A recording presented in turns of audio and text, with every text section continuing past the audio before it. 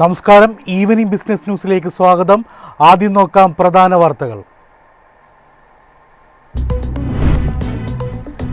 ഒക്ടോബറിൽ മൊത്തവില സൂചിക വീണ്ടും താഴേക്ക്. പുതിയ ഡേറ്റ സ്റ്റോക്ക് മാർക്കറ്റിനെയും കടപ്പത്ര വിപണിയെ സ്വാധീനിക്കുമെന്ന് വിലയിരുത്തൽ.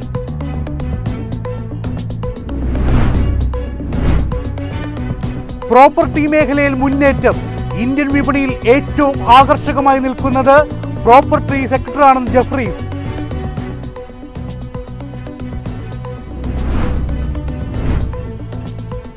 സ്വതന്ത്ര വ്യാപാര കരാറിലൂടെ ഇന്ത്യ വ്യാപാര തടസ്സങ്ങൾ നീക്കുകയാണെന്ന് പീയൂഷ് ഗോയൽ. അമേരിക്കയും യൂറോപ്യൻ യൂണിയനുമായുള്ള ചർച്ച പുരോഗമിക്കുന്നുവെന്നും വിശദീകരണം. നിക്ഷേപകരിൽ ആശങ്ക ജനിപ്പിച്ച ക്രിപ്റ്റോ വിപണി. ലാഭമെടുപ്പിന് പിന്നാലെ ബിറ്റ്കോയിൻ $1,00,000 താഴെ.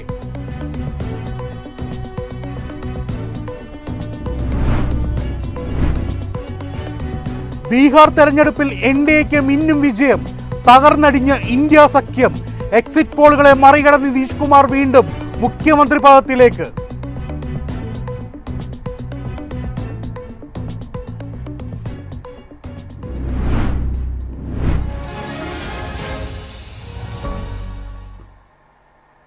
വാർത്തകൾ വിശദമായി. ഇന്ത്യൻ ഓഹരി വിപണി ഇന്ന് നേരിയ നേട്ടത്തിൽ വ്യാപാരം അവസാനിപ്പിച്ചു. സെൻസെക്സ് 84 പോയിന്റ് ഉയർന്ന് 84,562-ലും നിഫ്റ്റി 30 പോയിന്റ് ഉയർന്ന് 27,910-ലും വ്യാപാരം അവസാനിപ്പിച്ചു. വിശദാംശങ്ങളുമായി ജാസ്മിൻ ജമാൽ ചേരുന്നുണ്ട്. ജാസ്മിൻ, ഏതൊക്കെ ഘടകങ്ങളാണ് ഇന്ന് വിപണിയെ സ്വാധീനിച്ചിരിക്കുന്നത്? തീർച്ചയായിട്ടും മാർക്കറ്റിൻ്റെ ഒരു ഗതി ഏത് ഡയറക്ഷനിലേക്കാകുമെന്നുള്ളത് ഇന്ന് നിർണായകമായിരുന്നു. എസ്പെഷ്യലി ബീഹാർ നിയമസഭാ തെരഞ്ഞെടുപ്പുമായി ബന്ധപ്പെട്ട് എക്സിറ്റ് പോൾ ഫലങ്ങൾ വന്നത് മുതൽ തന്നെ NDA സർക്കാരിന് അനുകൂലമായിട്ടുള്ള ഒരു റിസൾട്ടുകൾ തന്നെയായിരുന്നു പ്രവചിച്ചിട്ടുണ്ടായിരുന്ന സീറ്റുകളെ ഒക്കെ തന്നെ മറികടന്നുകൊണ്ട് നിസ്സംശയം NDAയുടെ ഒരു സ്ഥാനം ഉറപ്പിച്ചിരിക്കുകയാണ്. അതിനപ്പുറത്തേക്ക് മാർക്കറ്റിൽ ഈ പറഞ്ഞതുപോലെ തന്നെ ആദ്യത്തെ ഒരു ഫസ്റ്റ് ഹാഫ് പിന്നിടുന്ന സമയത്ത് കാര്യമായിട്ടുള്ള മൂവ്മെന്റ്സുകൾ ഒന്നും തന്നെ ഉണ്ടായിരുന്നില്ല. 25,767 നിഫ്റ്റി ഓപ്പൺ ചെയ്തത്. ഈ ഒരു അവസാന മണിക്കൂറിൽ കൃത്യം 3 മണിയോട് കൂടിയിട്ടാണ് നിഫ്റ്റി 25,940 എന്നുള്ള ഒരു ഹൈ ക്രിയേറ്റ് ചെയ്യുന്നത്. അതായത് അവസാന മണിക്കൂറിൽ ഒരു മാസീവ് മൂവ്മെന്റ് മാർക്കറ്റിന്റെ ഭാഗത്ത് നിന്നുണ്ടാകുന്നു. ചുവപ്പിലായിരുന്ന സെക്ടേഴ്സുകളിലൊക്കെ തന്നെ ഒരു ഗ്രീനിഷ് അല്ലെങ്കിൽ ഒരു ബുള്ളിഷ് മൊമെന്റം നമുക്ക് അവസാന മിനിറ്റിൽ കൃത്യം 3 മണിക്ക് ശേഷം കാണാൻ സാധിച്ചിട്ടുണ്ട്. ഇന്നത്തെ ഒരു ക്ലോസിംഗ് ബേസിസിലേക്ക് വരുന്ന സമയത്ത് ഒരു പോസിറ്റീവ് നോട്ടിലാണ് നിഫ്റ്റി ക്ലോസ് ചെയ്തിരിക്കുന്നത്. 25,900 എന്നുള്ള ഒരു നിർണായകമായിട്ടുള്ള ലെവല് റെസ്പെക്ട് ചെയ്തുകൊണ്ടുള്ള ഒരു ക്ലോസിംഗ് എടുത്തിരിക്കുന്നു നിഫ്റ്റി. എഗെയിൻ നിഫ്റ്റി ബാങ്ക് ഇൻഡെക്സിലേക്ക് നോക്കുന്ന സമയത്ത് 135 പോയിന്റുകളുടെ ഒരു മൂവ്മെന്റ് നമുക്ക് കാണാൻ സാധിച്ചിട്ടുണ്ട്. അതോടൊപ്പം തന്നെ ഫിൻനിഫ്റ്റിയിലേക്ക് വരുന്ന സമയത്തും ഒരു പോസിറ്റീവ് നോട്ടിലാണ് ക്ലോസിംഗ് എടുത്തിരിക്കുന്നത്. സെൻസെക്സിലേക്ക് വരുന്ന സമയത്ത് തുടക്കഘട്ടത്തിലൊക്കെ തന്നെ വളരെ നെഗറ്റീവ് നോട്ടിലായിരുന്നു, അല്ലെങ്കിൽ ഒരു ഫ്ലാറ്റ് നോട്ടിലായിരുന്നു ട്രേഡ് ചെയ്തിട്ടുണ്ടായിരുന്നത്. ക്ലോസിംഗ് ബേസിസിലേക്ക് വരുന്ന സമയത്ത് ഒരു പോസിറ്റീവ് ബൈസ് എടുത്തിരിക്കുകയാണ് സെൻസെക്സിന്റെ കേസിലേക്കും.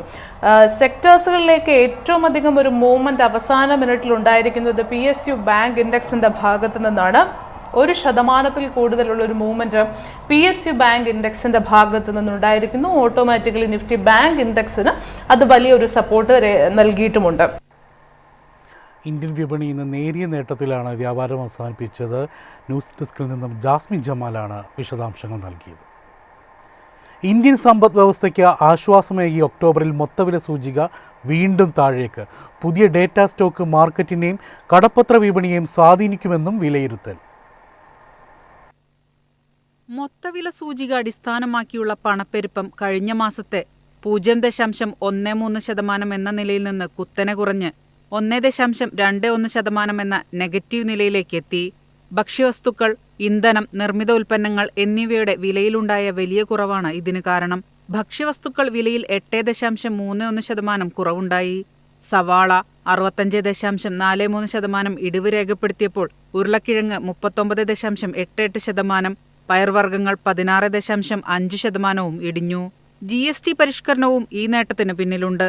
നിത്യോപയോഗ സാധനങ്ങളുടെ GST നിരക്കുകൾ കുറച്ചത് വില കുറയ്ക്കാൻ സഹായിച്ചു. ചില്ലറ വില സൂചികയും താഴ്ചയിലാണ്.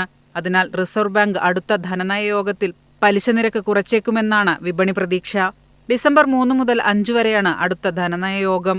പണപ്പെരുപ്പം കുറയ്ക്കുകയും പലിശ നിരക്ക് കുറയ്ക്കാനുള്ള സാധ്യതയുമുണ്ടാകുമ്പോൾ ഓഹരി വിപണിയിൽ പൊതുവെ ഒരു പോസിറ്റീവ് വികാരമാണ് കാണാറ്. കാരണം ഉൽപ്പന്നങ്ങളുടെ മൊത്തവില കുറയുന്നത് അസംസ്കൃത വസ്തുക്കളുടെ വില കുറയ്ക്കാൻ സഹായിക്കും. ഇത് കമ്പനികളുടെ പ്രവർത്തന ചെലവ് കുറച്ച് ലാഭം വർദ്ധിപ്പിക്കാൻ സഹായിക്കും. നിർമ്മാണം, സിമന്റ്, മെറ്റൽസ് മേഖലകളിലെ ഓഹരികളിൽ ഇതിന്റെ സ്വാധീനമുണ്ടാകുമെന്നും റിപ്പോർട്ടുകൾ വ്യക്തമാക്കുന്നു. News desk MyFin TV. Indian വിപണിയിൽ ഏറ്റവും ആകർഷകമായി നിൽക്കുന്നത് പ്രോപ്പർട്ടി സെക്ടറാണെന്ന് ജെഫ്രീസ്.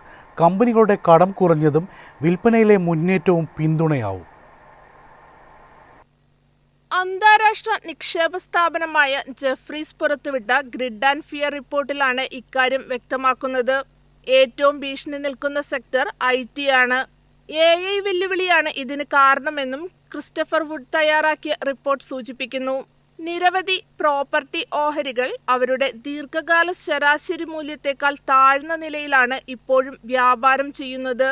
പ്രമുഖ റിയൽ എസ്റ്റേറ്റ് ഡെവലപ്പർമാരുടെ സംയോജിത അറ്റകടം 2019 സാമ്പത്തിക വർഷത്തെ 52,000 കോടിയിൽ നിന്ന് 2026 അവസാനത്തോടെ 2,800 കോടിയിലെത്തും. ഇത് റെക്കോർഡ് താഴ്ചയായിരിക്കുമെന്നും ജെഫ്രീസ് വ്യക്തമാക്കുന്നു. ഇത് കമ്പനികളെ പുതിയ പ്രോപ്പർട്ടികൾ ഏറ്റെടുക്കാനും വിപണിയിൽ ആധിപത്യം സ്ഥാപിക്കാനും സഹായിക്കും.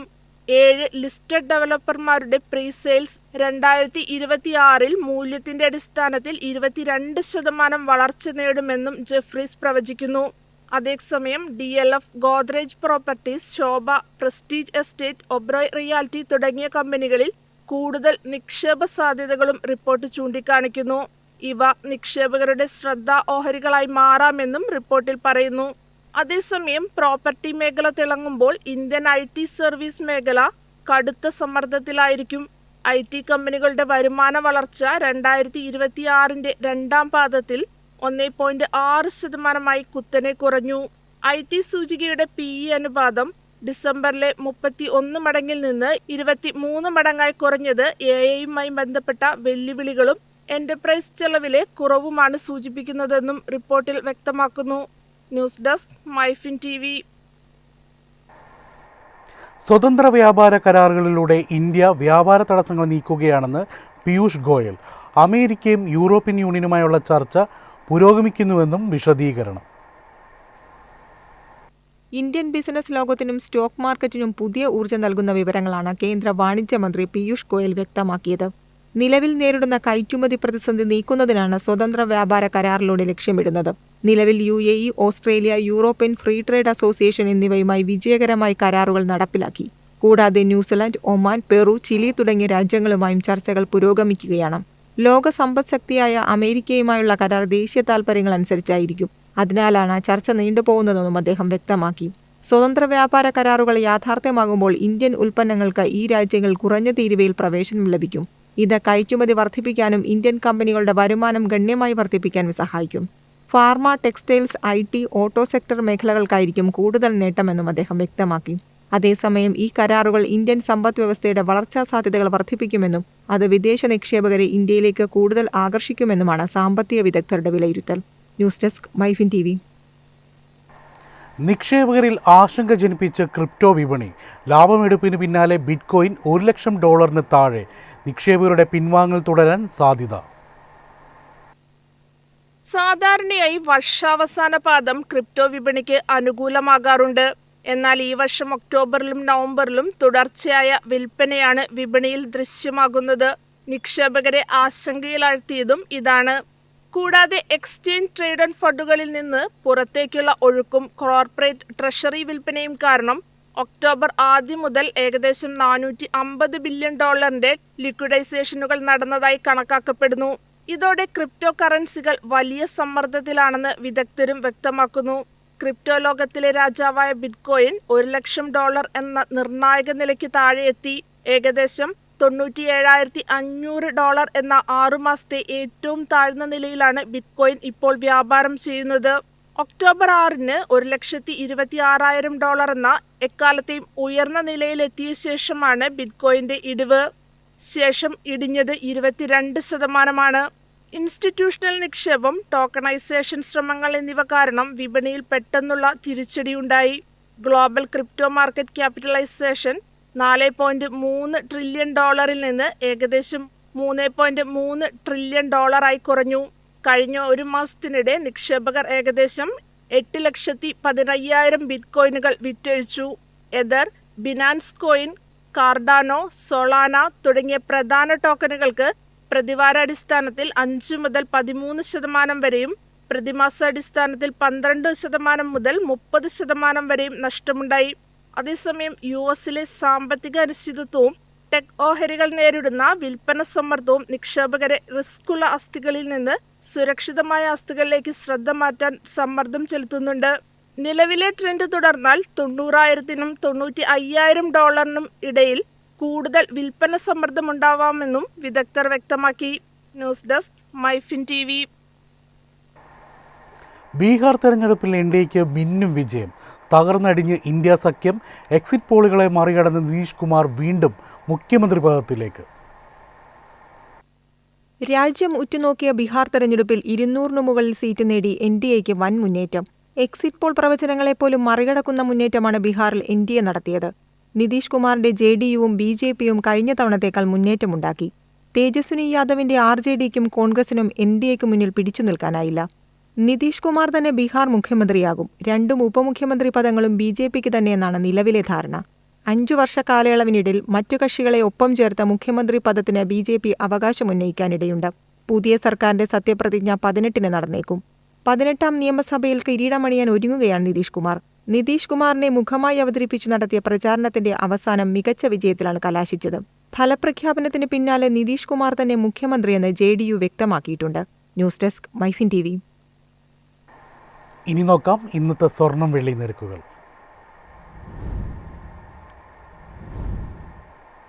സംസ്ഥാനത്ത് സ്വർണ്ണവിലയിൽ ഇടിവ്. ഗ്രാമിന് 145 രൂപയും പവന് 1160 രൂപയുമാണ് കുറഞ്ഞത്. ഇതോടെ സ്വർണം ഗ്രാമിന് 11,645 രൂപയും പവന് 93,160 രൂപയുമായി വില താഴ്ന്നു. 18 ക്യാരറ്റ് സ്വർണ്ണവിലയിലും ഇടിവ് രേഖപ്പെടുത്തി. ഗ്രാമിന് 105 രൂപ കുറഞ്ഞ് 9,635 രൂപയിലാണ് വ്യാപാരം നടന്നത്. അതേസമയം വെള്ളിവിലയിൽ ഇന്ന് മാറ്റമില്ല. ഗ്രാമിന് 172 രൂപ എന്ന നിരക്കിലാണ് വ്യാപാരം നടന്നത്. പ്രധാന വാർത്തകൾ വീണ്ടും. ഒക്ടോബറിൽ മൊത്തവില സൂചിക വീണ്ടും താഴേക്ക്. പുതിയ ഡേറ്റ സ്റ്റോക്ക് മാർക്കറ്റിനെയും കടപ്പത്ര വിപണിയെയും സ്വാധീനിക്കുമെന്ന് വിലയിരുത്തൽ.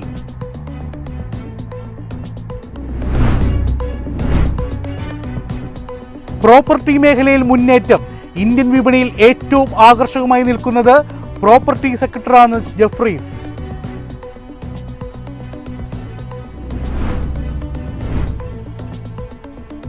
സ്വതന്ത്ര വ്യാപാര കരാറുകളിലൂടെ ഇന്ത്യ വ്യാപാര തടസ്സങ്ങൾ നീക്കുകയാണെന്ന് പീയൂഷ് ഗോയൽ.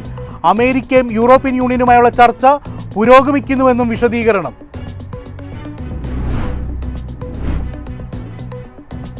നിക്ഷേപകരിൽ ആശങ്ക ജനിപ്പിച്ച് ക്രിപ്റ്റോ വിപണി. ലാഭമെടുപ്പിന് പിന്നാലെ ബിറ്റ്കോയിൻ $1,00,000 താഴെ.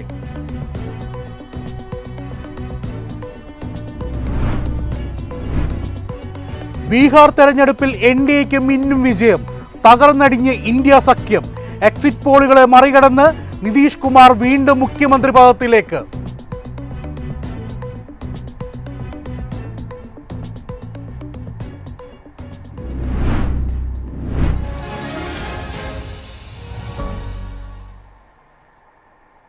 ഇതോടെ ഈവനിംഗ് ബിസിനസ് ന്യൂസ് സമാപിക്കുന്നു. നമസ്കാരം.